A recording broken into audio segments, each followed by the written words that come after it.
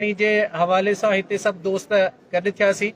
164 जूं statements record थियणियूं हुयूं ऐं जेके असां 10 तारीख़ खां वठी कंटिन्यूअसली हर दफ़े कोर्ट ईंदा रहूं था पर जेका बाअसर धुर आहे उनखे कंहिं न कंहिं बहाने सां एडजन कराइण जी या हुन में डिले कराइण जी कोशिश करे पई ऐं हर डेट ते नओं बहानो अची पियो वञे ऐं उन ई दौरान तव्हां ॾिठो त विटनेसिस खे ऐं कंप्लेनेंट साइड खे थ्रेट कयो वियो न सिर्फ़ आम माण्हुनि जे ज़रिए थ्रेट कयो वियो पर पुलिस जे ज़रिए बि थ्रेट कयो वियो जो ॻोठ ते रेड करे उन्हनि खे सिर्फ़ ॾेखारण जी कोशिश कई वई त जेकॾहिं अञा तव्हां को नेक्स्ट स्टेप वठो था त तव्हां सां कुझु बि थी सघे थो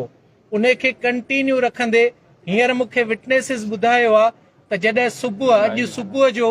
हू पंहिंजा बयान रिकॉर्ड कराइण अचनि पिया त हुननि ते वाट ते हुननि जो घेराव कयो वियो वाट खां क्रॉस करे जॾहिं हू शहर में पहुता त हुननि जो वरी घेराव कयो वियो इहा सरासर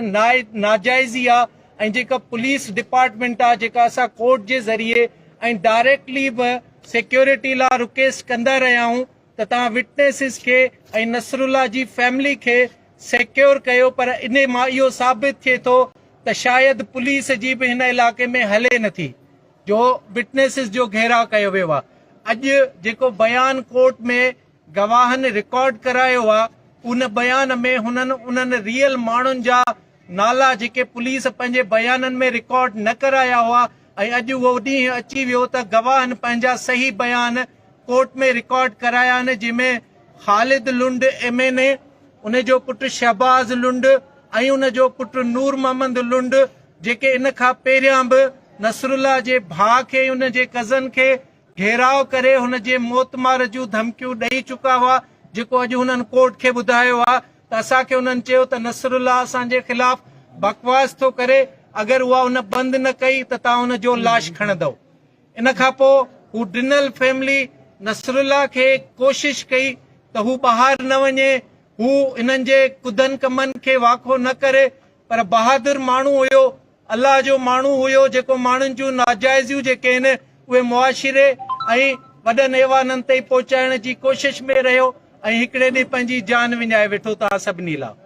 उहे सभु नाला अॼु कोर्ट में गवाहनि पंहिंजे स्टेटमेंट में रिकॉर्ड कराया आहिनि हाणे सभ खां वॾी ज़िमेदारी जेका आहे उहा सभ खां पहिरीं ज़िमेदारी पीपल्स पार्टी जी आहे त पीपल्स पार्टी जी क़ियादत जेका हुआ उहा सहाफ़ियुनि सां यकजहती ॾेखारींदे उहा हुन में संजीदगीअ जो इज़हार करे त MNA जेको आहे उहो पीपल्स पार्टी सां तालुक़ रखे थो पीपल्स पार्टी खां पोइ सिंध गवर्नमेंट इन में संजीदगी ॾेखारे त आया ही जेके सहाफ़ी जेको असांजो आवाज़ थियनि था जेको अवाम जो आवाज़ थियनि था उहे पंहिंजी संजीदगी ॾेखारनि त आया उन्हनि सां कंसर्न थियल नसरुल्ला जी फैमिली खे ऑन करे थी गॾोगॾु जेके बि मददूं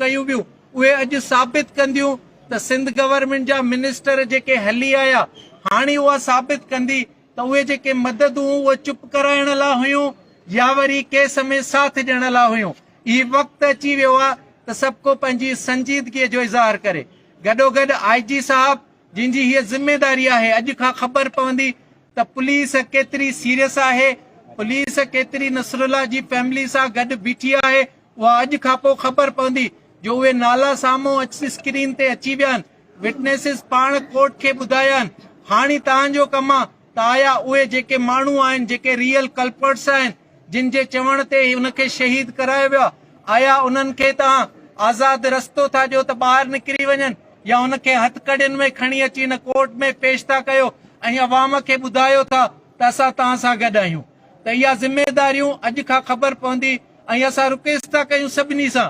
इवन क़ियादत सां कंप्लेनेंट उन जे भाइरनि नसरुल्ला जे बिहाफ ते असां IG साहब खे रिक्वेस्ट था कयूं त तव्हां पंहिंजो संजीदगी ॾेखारियो असां सिंध गवर्नमेंट खे रिक्वेस्ट था कयूं त जहिड़े तरीक़े सां तव्हां रिस्पॉन्स कयो हाणे उहो वक़्तु अची वियो आहे त तव्हां उहा जेका तव्हांजी संजीदगी हुई उहा वाकई संजीदगी हुई या सिर्फ़ मामले खे डाइवर्ट करण जी हिकिड़ी कोशिश हुई ऐं उहे कूड़ियूं मुस्कुराहटूं जेके तव्हां असांखे ॾेई वियो उन जो वक़्तु अची वियो आहे त तव्हां पाण साबित कयो त तव्हां केतिरा सीरियस आहियो उन सां गॾु उहा पार्टी जेका हितां मेजोरिटी सां खटींदी आहे हिन सूबे मां, हर दफ़े हिन सूबे में उहा गवर्नमेंट में हूंदी आहे ऐं उन्हनि जी बि ज़िम्मेदारी आहे त आया ही उन ज़ालिमनि खे ऑन था कनि या ग़रीब आवाम जो जेको आवाज़ हो उन खे ऑन था कनि। त असां हिननि सभिनी खे फ़िलहाल अॼु खां शुरूआत थियण थी वञे पई त असां हिन वक़्तु उन्हनि खे रिक्वेस्ट था कयूं त पंहिंजी संजीदगीअ जो इज़हार कनि ऐं गॾोगॾु कंप्लेनेंट ऐं विटनेसिस जी सिक्योरिटी खे इंश्योर कनि जो सुबुह बि उन्हनि जे जो घेराव कयो वियो आहे, शहर में बि उन्हनि जो घेराव कयो थो वञे, जेके ख़बर खणी था निकिरनि, जेके दोस्त कोर्टुनि में था अचनि उन्हनि जो घेराव कयो थो वञे। इहो त सरासर इन शइ खे ज़ाहिर थो करे त स्टेट जेका हुआ उहा माण्हुनि खे सिक्योर करणु ऐं माण्हुनि जी सिक्योरिटीअ खे इंश्योर करण में फेल थी वई आहे। त हाणे तव्हां पंहिंजी संजीदगी ॾेखारियो, इंशाअल्लाह ताला असां तव्हां मां उमेद रखूं था त तव्हां को पॉजिटिव कदम असांखे नेक्स्ट डेट ताईं ज़रूर ॾींदव।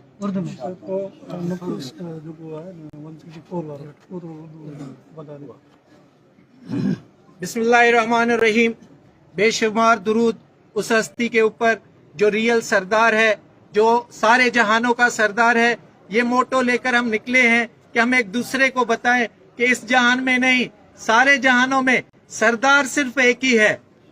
और वो सरदार है जिसकी सना वो खुदा खुद कर रहा है। जब हम उस सरदार के पीछे उसका दामन पकड़ के खड़े हुए हैं तो इंशाअल्लाह ताला वो मेरा रब भी हमारे साथ खड़ा हुआ है। एक बेगुनाह एक आम आदमी की आवाज उठाने वाला सहाफी जो अपनी इस मोटो में इस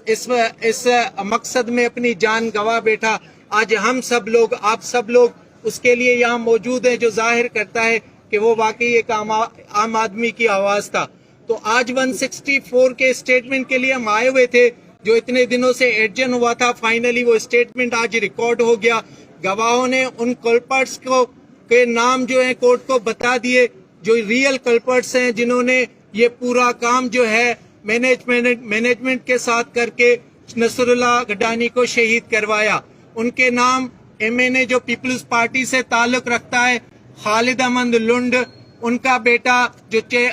म्यूनिसिपल कमेटी का चेयरमैन है शहबाज लुंड, और उसका एक और बेटा है नूर मोहम्मद लुंड। इन्होंने जो है 11 अप्रैल 2024 को नसरुल्लाह के भाई याकूब और उसके कजन को सराउंड किया और उनको धमकाया कि नसरुल्लाह को बोलो कि हमारे खिलाफ जो है बकवास बंद करे, नहीं तो उसकी लाश उठानी पड़ेगी आप लोगों को। जो डर की वजह से वो लोग चुप रहे, लेकिन नसरुल्लाह जो एक बेबाक आदमी था, एक दिलेर आदमी था, उसने अपनी रिपोर्टिंग बंद नहीं की और फाइनली वो अपनी जान गवा बैठा। ये सारी हकीकतें जो है आज गवाहों ने कोर्ट को बताया है। अब जो बारी है वो सबसे पहले पीपल्स पार्टी की बारी है कि वो अपनी संजीदगी का इजहार करे। जो क़यादत है पीपल्स पार्टी की, वो अपनी संजीदगी का इजहार करे कि जिस सहाफी ने आम आदमी के आवाज को ईवानों तक पहुंचाने की कोशिश की, आया आज आप उसके साथ खड़े हो, या एक वो जो जालिम वडेरा है आपका,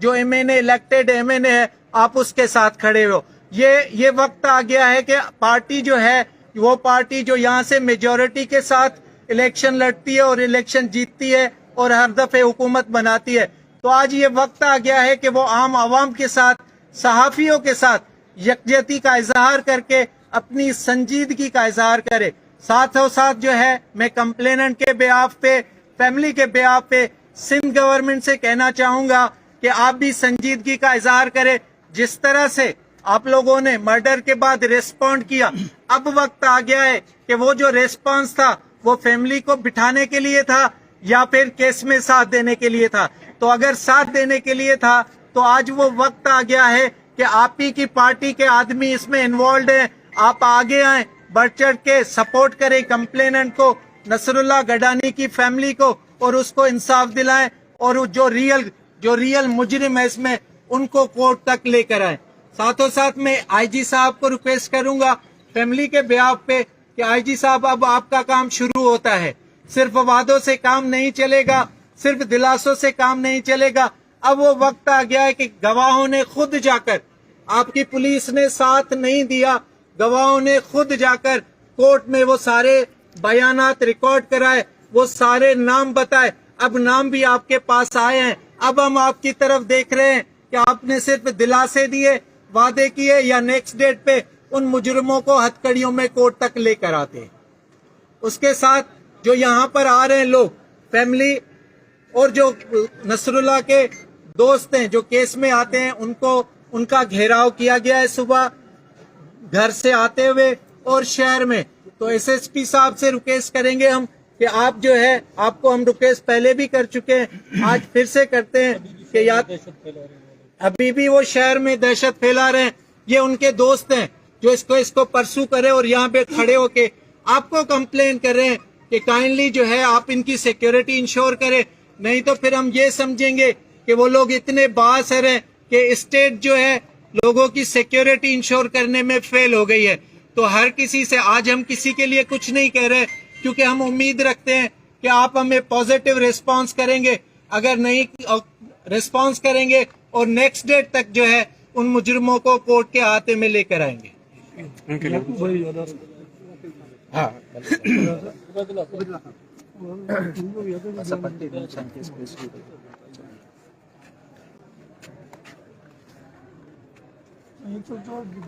अॼु जेका 164 थी आहे उन में मोहम्मद याकूब ऐं जेको ॿियो शाहिद आहे सलाहुद्दीन, उन जेके असुली जवाबदार आहिनि, MNA सरदार ख़ालिद अहमद ख़ान लुंड, चेयरमैन शहबाज़ अहमद ख़ान लुंड ऐं उनजो पुटु नूर मोहम्मद ख़ान लुंड, उन्हनि खे जेको आहे हक़ी जवाबदार आहिनि. पुलिस जेको आहे उन्हनि जो असुली वर्जन जेको फरियादनि जो ऐं शाहिदनि जो रिकॉर्ड न कयो हुयो ऐं उन में FIR में उन्हनि जा नाला न ॾिना हुया, सिर्फ़ु सरदार ऐं भोतार लिखिया हुया.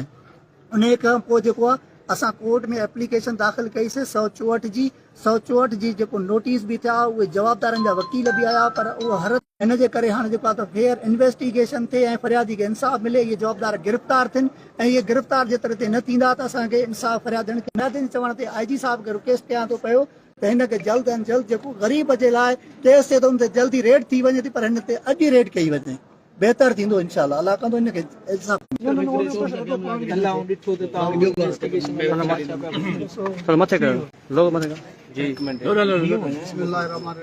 164 जा बयान थिया. इन बयाननि जे लाइ असांखे तक़रीबन 40 ॾींहं गुज़री विया जो अॼु थिया.